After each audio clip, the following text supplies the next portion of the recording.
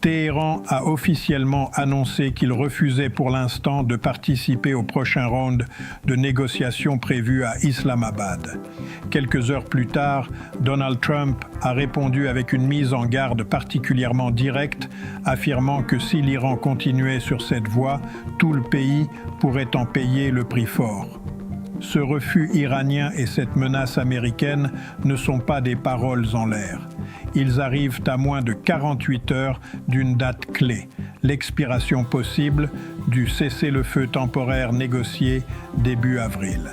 Ce qui se joue aujourd'hui pourrait décider si la région reste dans une tension contrôlée ou bascule vers une nouvelle phase beaucoup plus dangereuse.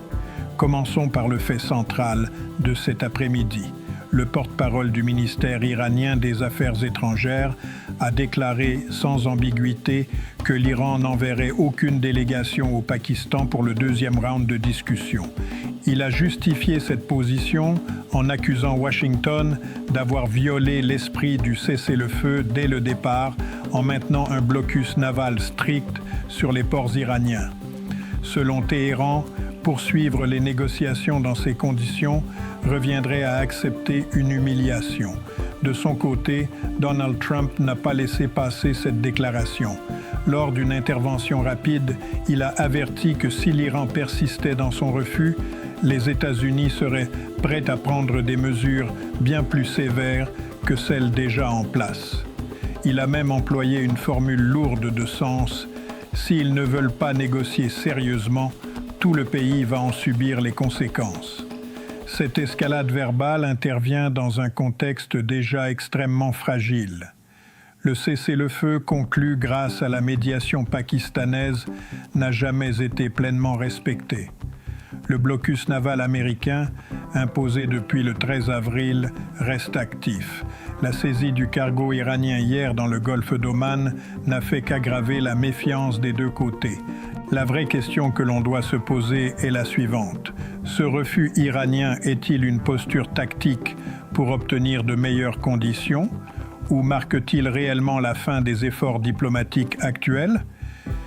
Pour l'instant, rien n'indique que les portes sont définitivement fermées. Des canaux indirects existent encore via le Pakistan et d'autres intermédiaires. Mais le temps presse. Dans moins de 2 jours, le cessez-le-feu temporaire pourrait expirer.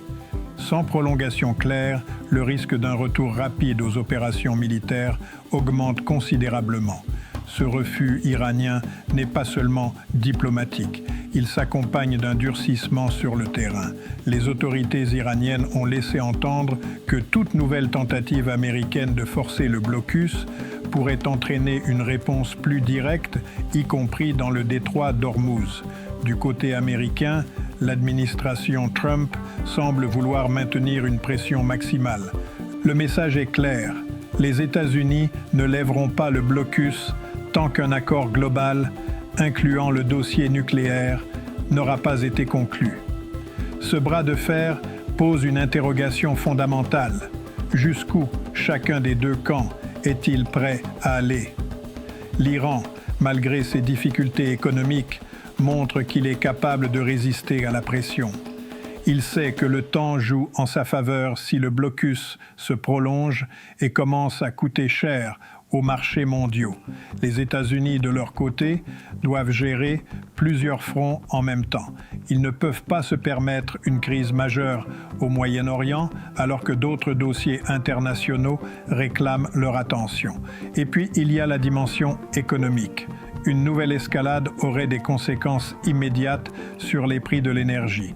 Le pétrole a déjà connu une forte volatilité ces dernières 48 heures. Toute prolongation du blocage dans le détroit d'Ormuz toucherait directement les économies européennes et asiatiques déjà fragilisées. Pour le consommateur ordinaire, cela se traduirait très concrètement par une hausse du prix à la pompe et une pression supplémentaire sur le pouvoir d'achat. Voici ce que beaucoup n'osent pas dire ouvertement. ni Washington ni Téhéran n'ont véritablement intérêt à une confrontation militaire totale aujourd'hui. Les deux pays testent leurs limites, cherchent à améliorer leur position avant toute négociation sérieuse. C'est une phase de maximisation de la pression où chaque geste, chaque refus, chaque déclaration est calculé pour peser sur l'autre. Mais ce jeu est extrêmement risqué. Un seul mauvais calcul, un incident qui dérape, et la situation pourrait échapper à tout contrôle bien avant le 22 avril. La Chine, qui a réagi rapidement en condamnant la saisie du cargo, observe avec attention. Pékin ne veut surtout pas d'une crise qui ferait exploser les prix du pétrole dont elle dépend fortement. Son rôle d'arbitre discret pourrait devenir déterminant dans les prochaines heures. Les prochaines 48 heures seront donc décisives. Soit les deux parties trouvent un moyen de prolonger le cessez-le-feu et de relancer le dialogue, soit nous assisterons à une nouvelle montée des tensions qui pourrait rapidement déborder du cadre naval. Ce qui se joue en ce moment n'est pas seulement une question de négociation ratée ou de blocus maintenu. C'est un test de volonté entre deux puissances qui savent que le prochain pas pourrait avoir des conséquences bien plus larges que ce que l'on imagine aujourd'hui. Les amis, la situation reste extrêmement tendue. Chaque heure compte. Dites-moi en commentaire ce que vous pensez. Pensez-vous que l'Iran finira par revenir à la table des négociations avant le 22 avril ou que nous nous dirigeons vers une nouvelle phase de confrontation? On se retrouve très vite pour la suite de ce décryptage. Prenez soin de vous.